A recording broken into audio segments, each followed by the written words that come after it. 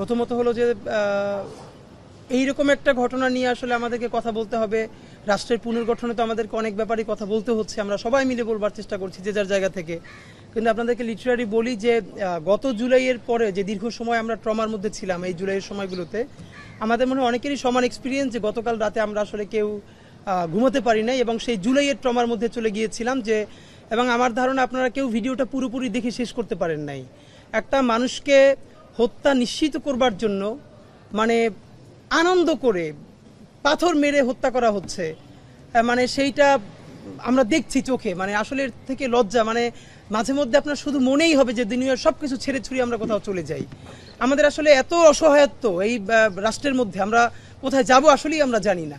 তো আপনাদেরকে যেটা একটা কথা সেটা হচ্ছে যে দেখলাম যে সরকারের মধ্য থেকে একজন উপদেষ্টা আসিফ মাহমুদ তিনি ফেসবুক পোস্ট দিয়েছেন যে প্রস্তর যুগে চলে এসেছি আমরা, আর বিএনপি উল্টাভাবে বলছে যে সরকার ব্যর্থ। তো দুজনকে ছোট দুটো প্রশ্ন করে আমরা আমাদের কিছু ফাইন্ডিংস বলতে চাই। সরকার বলছে বা সরকারের একজন উপদেষ্টা, মানে এটা সরকারেরই ভয়েস নিশ্চয়ই, যে প্রস্তর যুগে এসছে। তো এই যে জুলাইয়ের পরে আদিম অসভ্যতায় ফিরে যাওয়া আপনি যেটাকে বলেছেন, তাহলে গত এক বছর আপনারা তো বাংলাদেশের ইতিহাসে সব থেকে সুশীল, সভ্য, মডেস্ট সরকার আপনারা। তো এই সুশীল এনজিওবাদী সরকার থাকা অবস্থায় বাংলাদেশ কিভাবে প্রস্তর যুগে ফিরে গেল? এই প্রস্তর যুগে যাতে ফিরে যেতে না পারে এই জন্য গত একটা বছর আপনারা কি ছিঁড়েছেন? এই ছেঁড়া জিনিসটার নাম বলেন। পুলিশে কয়জন নতুন পুলিশ নিয়োগ দিয়েছেন? একটা শুধু কনস্টেবল নিয়োগ হয়েছে ছোট করে। অথচ এই রাষ্ট্র পুনর্গঠনের জন্য সব থেকে বড় আমাদের দরকার ছিল পুলিশ। হাজারবার বলেছি আপনারা কমপক্ষে 50,000 পুলিশ নিয়োগ করেন। এই 50,000 পুলিশ যদি একটা টাকা ঘুষ না দিয়ে চাকরি নিতে পারে তাহলে তার কোনো দায় নাই যে ঘুষ খেয়ে তারপরে সেই যেই টাকা দিয়ে চাকরি নিছে সেই টাকা ফেরত দিতে হবে। আপনি 50,000 তো দূরের কথা, আপনি কয়জন পুলিশ নিয়োগ দিচ্ছেন? আপনি নিয়োগ দিতে পারেন নাই। নাম্বার 2, আর্মির ক্ষেত্রে যেই অবস্থায় আর্মি তার ক্ষমতা আছে, মানে যে কাউকে বিচারিক ক্ষমতা দেওয়া আছে, আর্মির বিচারিক ক্ষমতা থাকা অবস্থায় কি করে এরকম ঘটতে পারে? আজকে ঢাকা শহরের মধ্যে এরকম একটা ঘটনা, এই জন্য আমরা বলছি, আপনারা কি জানেন বাংলাদেশের প্রত্যেকটা ইউনিয়নে, উপজেলায়, জেলায় এরকম প্রতি ঘটনা প্রতিদিন কত ঘটছে? ঢাকার সাংবাদিকতা আর উপজেলা, মফস্বল জেলার সাংবাদিকতা এক না। কারণ আপনারা জানেন বাংলাদেশের কোনো মিডিয়ার সেই ক্যাপাসিটি নাই তাদের উপজেলা প্রতিনিধি, তাদের জেলা প্রতিনিধিকে বিরাট করে স্যালারি দিয়ে ইন্ডিপেন্ডেন্ট আকারে তাদেরকে রাখবে।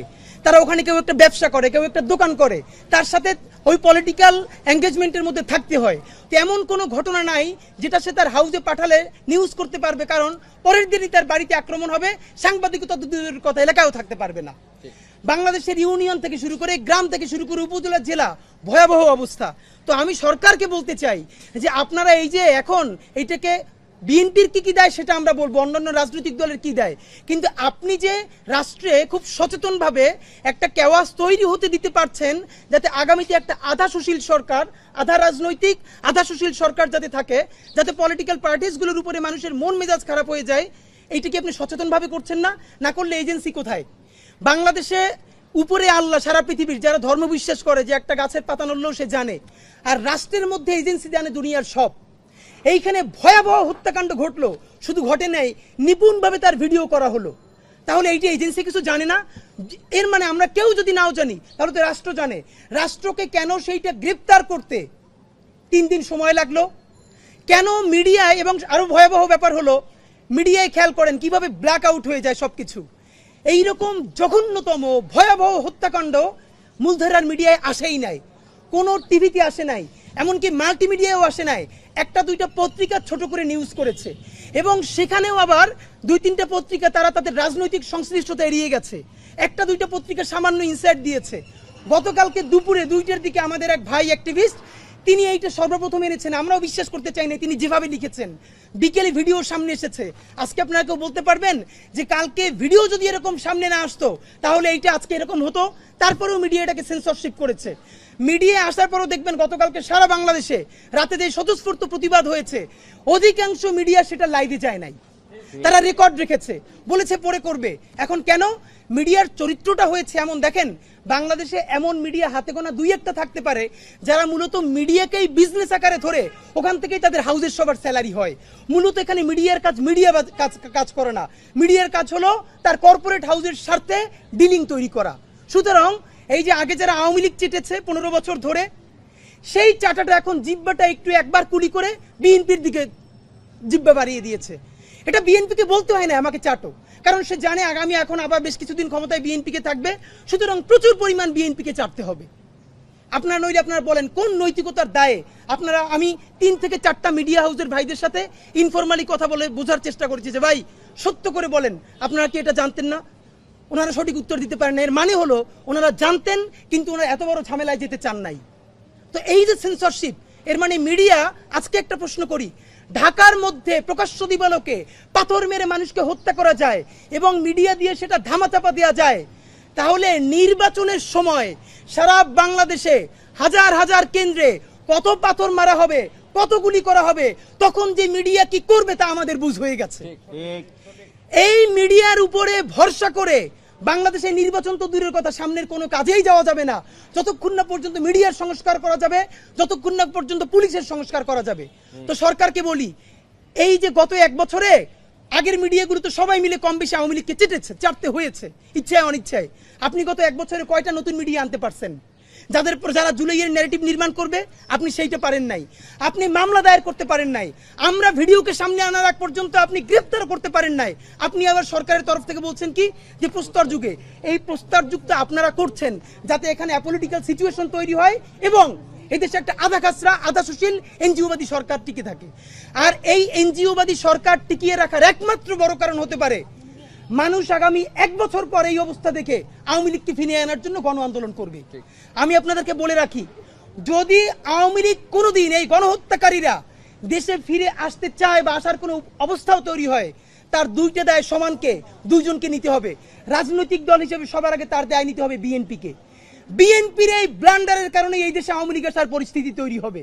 আর দ্বিতীয়ত এই সুশীল এনজিওবাদী সরকার যে না পুলিশ সংস্কার করে, সে না পুলিশ নিয়োগ দেয়, না গ্রেপ্তার করে, না সে রুল করে, না সে কুইট করে, সে কিচ্ছু করে না, সে শুধু ফেসবুকে পোস্ট দেয়। আপনাদেরকে একটা কথা বলি, সরকারের এই প্রস্তর যুগ। দ্বিতীয়ত আসেন, বিএনপি বারবার কি বলছে? সরকার ব্যর্থ। তাহলে বিএনপিকে একটা কথা আপনাদেরকে মনে করাই দেই, এই যে বারবার বলছেন সরকার ব্যর্থ, সরকার তো আমরা দেখেছি বিভিন্ন উপজেলায়, আপনারাও মিডিয়া নিউজ করেছেন মাঝে মধ্যে, যে আওয়ামী লীগের অমুককে গ্রেফতার করেছে পুলিশ, স্থানীয় বিএনপি থানায় হামলা করে তাকে ছিনিয়ে এনেছে। এটা কেমন খেলা বিএনপি? আপনারা একদিকে সরকারকে বলতেছেন সরকার ব্যর্থ, আপনারা স্বীকার করেন আর না করেন এই পুরো আমলাতন্ত্রের 70 থেকে 80% এখন আপনাদের নিয়ন্ত্রণে। এটা আপনারা তাদেরকে বলতে হয় না, এমনি সচিব থেকে শুরু করে থানার ওসি পর্যন্ত প্রত্যেক উপজেলা বিএনপি সভাপতিরা সকালে উঠে ফোন দেয়, জিজ্ঞেস করে ভাই ডায়াবেটিসটা ভালো, খেয়াল রাখবেন, করোনা লাগলে আমারে বলবেন, স্টাফ দিয়ে পাঠাই দিব।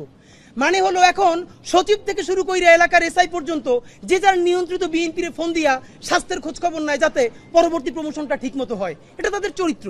তো এই সরকার তো আপনাদের নিয়ন্ত্রণে, আপনাদের আমলাতন্ত্র সেটআপ এটা নিয়ন্ত্রণে। এটা আপনারা মানে যখনই ভালো কিছু সেটা বিএনপির, যখনই খারাপ কিছু সেটা সরকারের।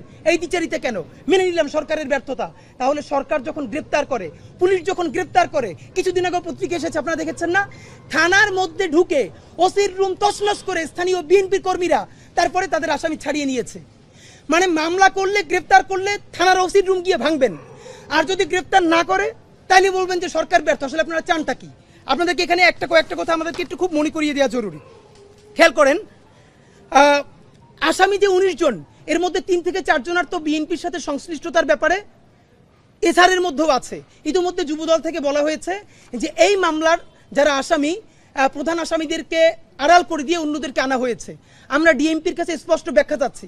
যুবদল যে বলছে যে এই মামলার যারা প্রধান আসামি তাদেরকে শেষে রাখা হয়েছে, তাহলে এই ব্যাপারে আপনাদের ব্যাখ্যা আমরা খুবই দ্রুত জানার চেষ্টা করছি। একটা কথা বলবার ব্যাপার, যিনি মারা গেছেন ভিকটিম সোহাগ, তিনি যুবদলের রাজনীতির সাথে সংযুক্ত ছিলেন। ইতিমধ্যে তার একটা ফেসবুকে ছবি আপনারা দেখেছেন, যুবদলের নেতা নয়নের পিছনে উনি একটা প্রোগ্রামে দাঁড়িয়ে আছেন। যুবদলের যে কোনো একটা স্টেজে তো আপনি আর আমি গিয়ে উঠতে পারবো না, এটা ন্যূনতম একটা কোরাম মেনটেন করতে হয়। Very good. সব থেকে বাজে জিনিসটা কি জানেন? বিএনপির আন্তর্জাতিক বিষয়ক সম্পদ মানে সেলে আসছেন, আমরা আপনাকে এটা খোলামেলা বলি, মানে কিছু মানুষের নতুন মুখ দেখে আমরা এত হতাশা হয়েছি, জীবনে এত হতাশার মধ্যে আমরা যাই না। এর মধ্যে বিএনপির অ্যাপোলো ভাই, ওনাদের লেখাপড়া, ওনাদের বোঝাপড়া আমরা সম্মান করতাম, যে ওনাদের বোঝাপড়া। এই জুলাইয়ের পর ওনাদের চেহারা দেখলে জাস্ট নিজেদের মইরা যাইতে মনে চায় যে এই মানুষগুলোর আমরা সম্মান করছি। উনি কালকে একটা পোস্ট দিয়েছেন আপনাদের উদ্দেশ্যে যে এই লোক ছিল হাজী সেলিমের লোক, এদেরকে আপনারা বলতেছেন, ব্যবসায়ী বলতেছেন। প্রথম কথা, যদি কেউ হাজী সেলিমের লোকও হয়, এর মানে হইল তার পিঠে মাইরি ফেলান যাবে। অথচ আমরা বলেছি কেউ যদি আওয়ামী লীগের বাপও হয়, সে যদি কোনো ক্রিমিনাল অফেন্স না করে, তার বিরুদ্ধে মামলাও দেওয়া যাবে না। এটা তো আমরা স্পষ্ট বলেছি। নাম্বার 2, এইখানে তিনি আরেকটা ন্যারেটিভ নির্মাণের চেষ্টা করছেন, বিএনপির অনেক ভাইয়েরা মিলে, আফসোস হয় তাদের জন্য। আপনারা বলবার চেষ্টা করছেন কি যে তিনি আজকে হাজী সেলিমের লোক। তাহলে প্রথম কথা হলো, হাজী সেলিমের লোক কিভাবে যুবদলের স্টেজে উঠলো? তাহলে আপনারা এনসিপিরে বলেন আওয়ামী লীগ পুনর্বাসন করে, আপনারা জামাতরে বলেন আওয়ামী লীগ পুনর্বাসন করে, তাইলে আপনি এবার উত্তর দেন। আপনি বলতেছেন সে হাজী সেলিমের লোক, আমরা তারা দেখতেছি যুবদলের নয়নের পিছনে স্টেজে কয়শো কোটি টাকা খাইয়া আপনারা এই আওয়ামী লীগদেরকে বিএনপিতে জায়গা দিতেছেন। বলেন আপনারা কে কে কোন কোন মিডিয়ায় ডিরেক্টর পদে ঢুকে কত লাখ টাকা বেতন পাইয়া এখন সুশীল হয়ে গেছেন, এগুলো আমাদের জানা আছে। নাম্বার 2, রুমিন ফারহানা আপা, XYZ আরো অনেকে বিএনপি সব এখন ভদ্র হয়ে গেছে। কিরকম? তারা প্রচুর মব মব বলবার চেষ্টা করছে। আমরা সবসময় মবের বিপক্ষে, আমরা আইন চাই, সুশাসন চাই। 32কে বারবার বলা হচ্ছে মব করা হয়েছে। তাহলে একটা মজার কথা হলো, দেখেন 32 হইল বিএনপির কাছে মব, রুমিন ফারহানাদের কাছে মব। আর পাথর মেরে হত্যা করা, এইটার আসলে কোনো নাম নাই। ইংলিশে না বললে জাতে ওঠা যায় না, সুশীল হওয়া যায় না। এই জন্য রুমিন ফারহানাদেরকে দেখবেন যে এইটা নিয়ে পাথর মেরে হত্যা করা হচ্ছে প্রকাশ্য দিবালোকে মানুষের সামনে। এইটা কি? এর মানে বিএনপি পলিটিক্স করে এখন মব নিয়া, আর তার লোক মানুষকে পাথর দিয়ে মাইরে ফেলায়। এইসব আপনারা আল্লাহর রাস্তায় বাদ দেন। আপনাদেরকে কয়েকটা কথা বলবার ব্যাপার, বিএনপির ক্ষেত্রে এই কথাগুলো বলছি। এই কথাগুলো আপনাদের সামনে এর আগেও বলবার কারণে আমাদেরকে অনেকবার বিভিন্ন ট্যাগিং দেওয়া হয়েছে। আমরা কখনো জামাতের বিটিম, কখনো এনসিপির বিটিম, কখনো কার বিটিম সে নিজেও জানে না, তবে কারো না কারো বিটিম। এই যৌক্তিক সমালোচনা করেছি। যদি বিটিম না বলে সমালোচনাগুলো একটু আমলে নিতেন, তাহলে আজকে আপনাদের এই পরিণতি হইতো না। নাম্বার 1, বিএনপি আপনাদেরকে মনে করাই দেই অধ্যত্ব ও অহমিকা। আপনাদের বডি ল্যাঙ্গুয়েজে, আরে ভাই 1 বছর আগে ছিলেন বিলাই, টক শোতে যান নাই, অনলাইনে কানেক্টেড হয়েছেন, সেখানেও কি যেন নক করছে, বাসা থুয়ে দৌড়াইতেছেন। মানে এটা তো আমরা মানি। এর মানে আপনারা বিলেই তো ছিলেন। এখন আপনি বাঘ হয়ে উঠছেন, সেই বাঘের কণ্ঠ কার সাথে দেখাইতেছেন? এই দেশের নিরীহ মানুষের সাথে। আওয়ামী লীগ কয়টা ধরে শেষতে পারছেন? কয়টা আওয়ামী লীগের বিরুদ্ধে অ্যাকশনে যাইতে পারছেন? কোটি কোটি টাকা খায় ওই হাজী সেলিমের লোকের স্টেজে উঠান। অধ্যত্ব আর অহমিকা আপনারা এইবার লাস্ট চান্স, যদি বাদ দিতে না পারেন, আপনাদের দেশে আর কোনো রাজনীতি থাকবে না, মানে থাকবে না, মনে রাখেন। চূড়ান্ত অধ্যত্ব এবং অহমিকার সিম্বল ছিল শেখ হাসিনা। শুধু তার পদত্যাগ না, পতন হয়েছে, দিল্লিতে গিয়ে লুকাইতে হয়েছে। সুতরাং আপনারা তো তার ধারে কাছেও না। সালাউদ্দিন ভাই থেকে শুরু করে অন্যান্যরা সংস্কার কমিশনে যেই গার্ডস নিয়ে, যেই অ্যাটিটিউডে কথা বলেন, আমরা আহত হই। আমরা আপনাদেরকে শ্রদ্ধা করতে চাই। সালাউদ্দিন ভাই, আপনি গুম ছিলেন, বিএনপির কত মানুষের জীবন মেসাকার হয়ে গেছে, তাদেরকে ইন্টারভিউ করে দেখেন। প্রত্যেকটা মানুষ বিএনপির এই আচরণে, যারা বিএনপির জন্য জীবন দিছে, তারা আহত, তারা কাউরে বলতে পারে না। আমাদেরকে অগণিত বিএনপি কর্মীরা ধরে বলে, ভাই আপনারা যেটা বলেন এইটা শতভাগ সত্য, একটা দলের কাঠামোর মধ্যে আছি, বলতে পারতেছি না, কিন্তু এভাবে নেওয়া যায় না।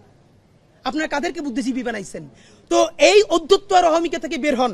নাম্বার 2, এর কথা না বললেই না, বললে খুব মানে এটা ছোট মনে হয়, তবুও এই যে যুবদলের নয়ন সাহ, এর কাজই হইল সম্ভবত উনি বিএনপির থাপড়ানো বিষয়ক সেক্রেটারি। যারে ভাই তার থাপড়ায়, কি অ্যাটিটিউড ভাই! বিএনপির বিরাট সমাবেশ, সে হাঁটতেছে, সামনে একজন আইসক্রিম এলা সমানে থাপড়াইতেছে। ওমা কি আনন্দ! স্টেজের সামনে এক ভদ্রলোক তার মাথার উপর থাপ্পড় দিতেছে। ব্যাপার হলো এই যে সে থাপড়াইতেছে, এইটা ভিডিওতে মানুষ মিডিয়ায় দেখতেছে। বিএনপি এইটার বিরুদ্ধে কোনো অবস্থান নিছে? অফিসিয়ালি তারে বলছে যে এরকম থাপড়াথাপড়ি সে কেন করে? সে এইটাকে এনজয় করতেছে। এর মানে হলো বিএনপির বিরুদ্ধে আমরাও যদি বলি, আমাদেরকে এরকম থাপড়ানো হবে। এই থাপড়ানোর ট্রায়াল দিতেছে তারা। এই নয়নেরা যদি হয় বিএনপির ফিগার, যারা এখন মানুষটা খালি সমানে থাপড়ায় ডানে বামে তাকাইয়া, তাহলে সেই দলের যারা নীতি আছে, তারা মানুষটা পাথর মারবে না মারবে কি? চুমা দিয়ে মাইরে ফেলবে মানুষরে। ও তো যা করার তাই করছে, দলের নেতা মানুষরা থাপড়ায় আর তারা পাথর মারে। এখন আমরা জানি এই নয়নদের শক্তি কোথায়। নয়নরা থাকবে নিচে, চাঁদাবাজি করবে, টাকাটা আনবে, টাকাটা আইনা উপরে পাঠাবে কারো না কারো কাছে। তারা হবে ভদ্র সুশীল, তারা মব করবে না, ইংলিশে কথা বলবে। আর নয়নরা নিচে চাঁদাবাজি করে উপরে দল চালাবে। এইটা বিএনপির বলিনি, এটা জামাত করলে জামাতের অবস্থা এইটা হবে।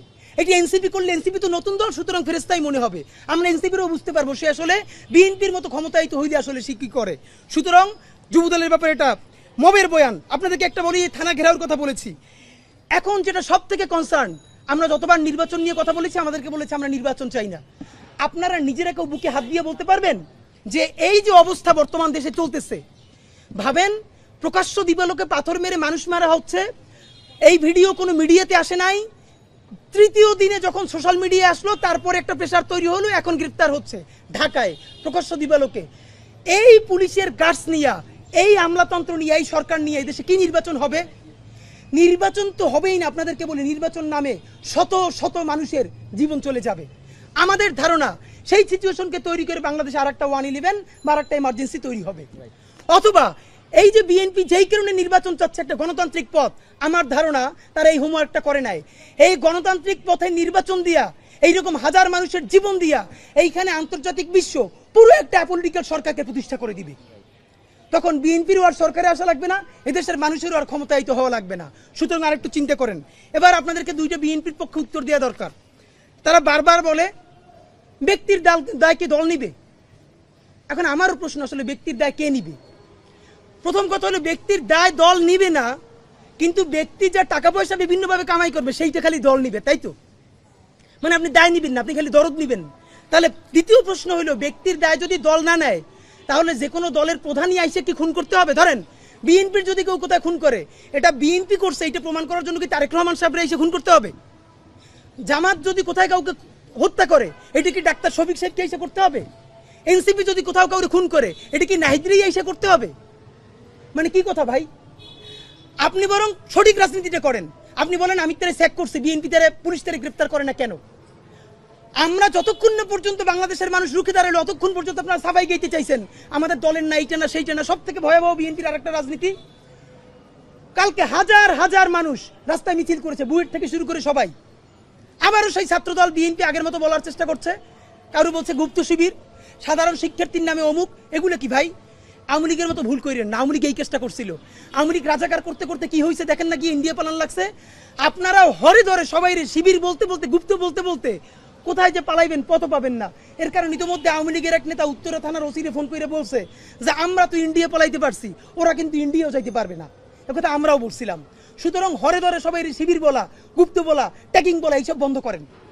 বিপদ দেখলেই তওবা করেন, মাপ চান, এইসব কিছু করেন না। তো সরকারের কাছে আপনাদেরকে বিনীত যেটা অনুরোধ, আপনাদের মাধ্যমে আমরা যেটা বলি, আমাদের কয়েকটা সুপারিশ, এরপরে আপনাদের প্রশ্ন শুনবো আমরা। বিএনপি যদি এখনো মনে করে তার পুরনো ধারার রাজনীতি কইরা সে ক্ষমতায় আসবে এবং টিকে থাকবে, আগে আপনাদেরকে বলছিলাম বিএনপি ক্ষমতায় আসলে থাকতে পারবে সর্বোচ্চ 3 বছর। আজকে সময় আরো কম মনে হইতেছে। বিএনপি যদি বিপুল ভোটে না 300-তে 300 জিততে আসে, এই অবস্থায় সে 2 বছরের বেশি সরকার রান করাইতে পারবে না। সুতরাং নির্বাচনের চেয়ে সেই ক্ষমতা কেমনে সুসংহত করবেন এইটা মনে রাখেন। কেন পারবেন না? হিসাব সোজা ভাই, মানুষের হাত খুলে গেছে। মানুষ মার খাইতে খাইতে এখন মার দিয়া শিখে গেছে। আপনি যত তারে একটা বাজে কথা বলবেন, আপনি 3টে বাজে কথা শুনবেন। এমন অবস্থা হইতে পারে আপনারা সংসদে বসে যদি দেশবিরোধী আইন করেন, মানুষ নিজের জানমালের কথা ভাইবা সব বন্ধ কইরা সংসদে গিয়েও আপনাদেরকে পিটাইতে পারে। আপনারা তখন যত ইংলিশে মব বলার চেষ্টা করেন, তাতে আপনারা টিকতে পারবেন না। সুতরাং আপনারা জনতার রাজনীতিতে ফিরেন। কেমনে জনতার রাজনীতিতে ফিরবেন? এই যে অনেক লোক আছে এই ভাব নিয়া জুলাইয়ের ঘোষণাপত্রের ব্যাপারে আপনারা ভালো কথা বলতে চান না, জুলাইয়ের সনদকে আপনারা অত গুরুত্ব দিতে চান না, বলেন এটা আবেগের ব্যাপার না। বিএনপির একটাই পরিত্রাণের উপায়, আপনাদের মাধ্যমে বলতে চাই, ভালোবাসা লাশ সমালোচনাটা করি। যা হইছে আপনারা রাষ্ট্রের কাছে বলেন সর্বোচ্চ বিচার আপনারাও চান, ইতিমধ্যে চেয়েছেন, গুড।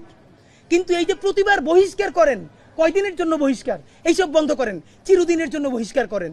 নাম্বার 2, এই দেশে এখন নতুন কইরা আপনারা রাজনীতি শুরু করেন, জুলাইয়ের রাজনীতি। কিভাবে করবেন? জুলাইয়ের ঘোষণাপত্রের জন্য আপনারা সবচেয়ে বেশি সোচ্চার হন, জুলাই সনদের জন্য সবচেয়ে বেশি সোচ্চার হন, ফ্যাসিবাদী বাকশালী সংবিধানের বিরুদ্ধে দাঁড়াইয়া নতুন সংবিধানের জন্য আপনারা রাস্তায় নামেন।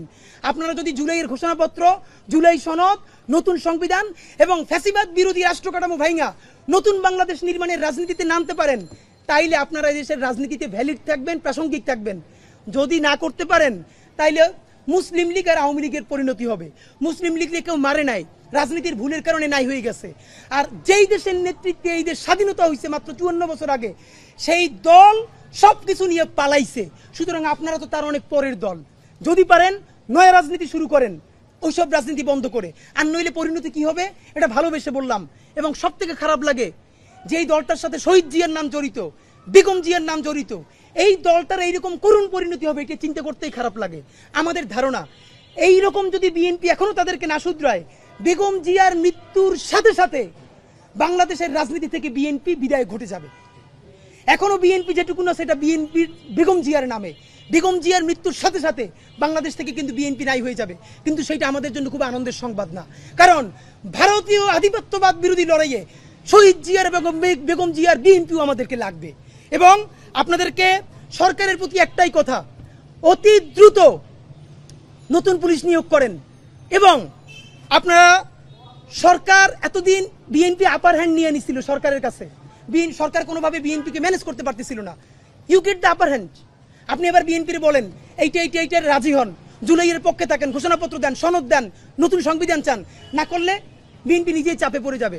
সুতরাং বাংলাদেশের জনগণের প্রতি সর্বশেষ অনুরোধ, এইটা সকল বাংলাদেশের জনগণের প্রতি, এই জুলাই এই বাংলাদেশের স্বাধীনতার সার্বভৌমত্ব আমরা কোনো একক রাজনৈতিক দলের কাছে ছেড়ে দেই নাই। যেই পাথর দিয়ে মারছে আজকে বিএনপি, তা যদি জামাত করে আর এনসিপির বিপক্ষে করে, এনসিপিও করে, জামাত এনসিপির একটু বলে যাই, আপনারা হয়তো একটা সুযোগ পাইছেন কালকে বিএনপির বিরুদ্ধে পলিটিক্স করতেছেন, এটা আপনি করবেন, ওটা আপনাদের কাজ। কিন্তু মনে রাখেন এই কাজ আপনারা করলে মনে রাখেন না যে আপনাদেরকে কেউ চুমু দিবে, যে করবেন তারই কিন্তু ভয়াবহ অবস্থা হবে। সুতরাং বাংলাদেশের জনতার প্রতি বিনীত অনুরোধ, এই জুলাইয়ে আপনারা একটা তুমুল আন্দোলনে নামেন, যেই আন্দোলনের প্রধান উদ্দেশ্য হবে জুলাইয়ের ঘোষণাপত্র। জুলাইয়ের ঘোষণাপত্র সংবিধানের তফসিলে দিলে হবে না, এটা সংবিধানের প্রস্তাবনায় রাখতে হবে। এইটা প্রস্তাবনায় রাখলেই কেবল নতুন বাংলাদেশের সূচনা যে হয়েছে এইটা আনুষ্ঠানিকভাবে শুরু হবে। নাম্বার 2, নতুন রাষ্ট্র বিনির্মাণ কিসের আলোকে হবে? জুলাই সনদ ঘোষণা করতে হবে। নাম্বার 3, ফ্যাসিবাদী বাকশালী সংবিধানকে বিলুপ্ত করে নতুন সংসদে নতুন সংবিধান তৈরি করতে হবে। এবং রাষ্ট্র কাঠামোর মধ্যে যেই জিনিসগুলো ফ্যাসিবাদী রাষ্ট্র কাঠামো করে রেখেছে, আমলাতন্ত্র, পুলিশ, এটাকে সম্পূর্ণ ভেঙে নতুন বাংলাদেশে আমাদের নতুন রাষ্ট্রযন্ত্র কায়েম করতে হবে। এই জন্য যে কোনো দলে হোক, ব্যানারে হোক, সেটা যে কোনো নামে হোক, সারা বাংলাদেশের জুলাই যোদ্ধারা, ইনসাফের বাংলাদেশের মানুষেরা আপনারা একতাবদ্ধ হন। এই জুলাইকে, এই দেশের স্বাধীনতা সার্বভৌমত্বকে কোনো একক দলের কাছে, না বিএনপি, না জামাত, না এনসিপি, আমরা কারো কাছে বরকা দেই নাই। এই দেশের মালিক বাংলাদেশের জনগণ, এই স্বাধীনতা সার্বভৌমত্ব আমরা টিকিয়ে রাখবো। বাংলাদেশ জিন্দাবাদ, ইনকিলাব জিন্দাবাদ। ভাই কারো কোনো প্রশ্ন থাকলে বলতে পারেন, শেষ করো।